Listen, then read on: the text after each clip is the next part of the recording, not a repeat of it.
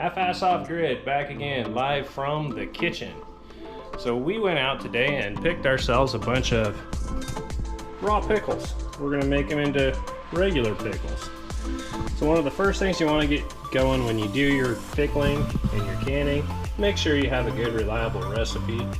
I really like this one. I've had it for forever. Got it off the internet. You can see it's well used.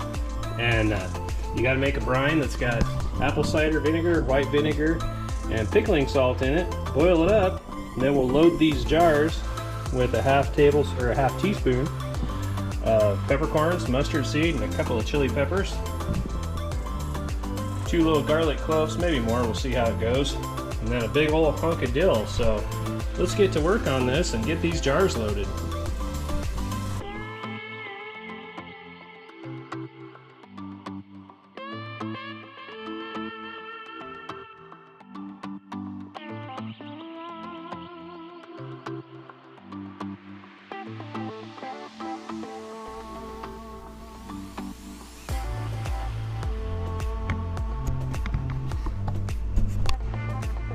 So here's all of our herbs and spices. We got our dill, our garlic, mustard seed, black pepper, a couple of chili pepper pods.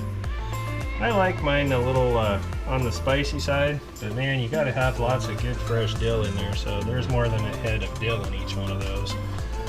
But that looks almost so good that you could just throw a little vinegar and olive oil on it and call it a salad. So let's get to making some brine. So my lovely wife's gonna whip this up. We got 4 cups of water. And then we'll add 2 cups of each flavor of vinegar. Plain white and then apple cider.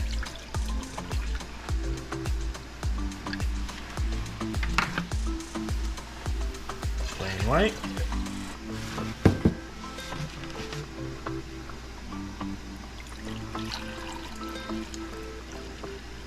Apple cider, vinegar. Yeah. Don't want to put apple juice in this one. And then 5 tablespoons of salt.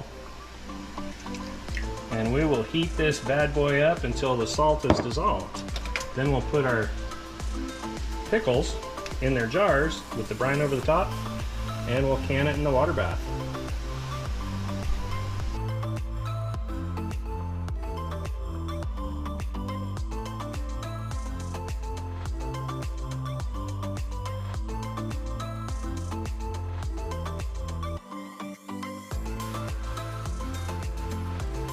So we got them loaded up. That was a bit of a tussle. These are some big pickles to put in a jar. We always throw a few extras in, like the half ones and the little pieces, just because they're great for, you know, if you're making tartar sauce or something. But one thing I'm going to do, based on the fact that there's a lot of airspace, is I'm going to double this batch of brine real quick, just to make sure that we have enough. So, might add a couple of pickle chips to that, and we'll get the brine doubled. And we've got our lids and rings sanitizing over here. We'll pull them out. We're preheated. We'll be ready to go here. 2 shakes of a lamb's tail. So as you can see, the salt is all dissolved in the brine. Lids are sanitized. Water bath is boiling. We all know what that means. We get to fill these puppies up, slap the lids on, and process for 10 minutes. Usually a good chance to burn your hands a little bit. Sometimes it drips on your feet because, you know, you always wait till it's good and hot to can so that it's hot in the kitchen.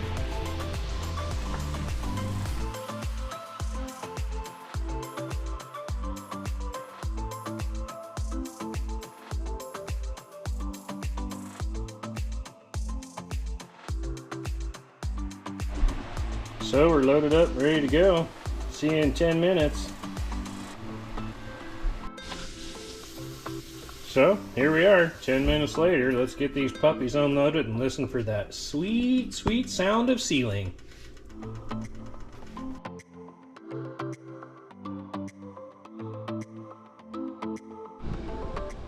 It's always kind of cool to me to watch all the little spices and herbs and the bubbling going on in here. And anyway, just one of those fun things to me. But hopefully we can catch a couple of pops for you. If not, I know these things are gonna seal. I think it was a pretty good batch.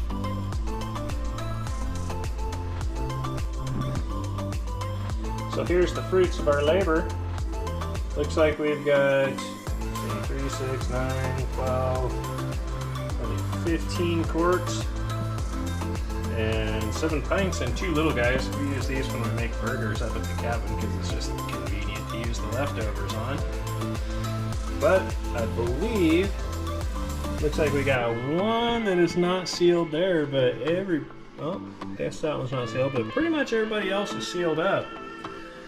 So we'll let these seal up, and then we'll put them down in the pantry to cheech for a while, and we have accomplished probably 3 times more pickles than we needed, but you know what? They're always better when they're your own.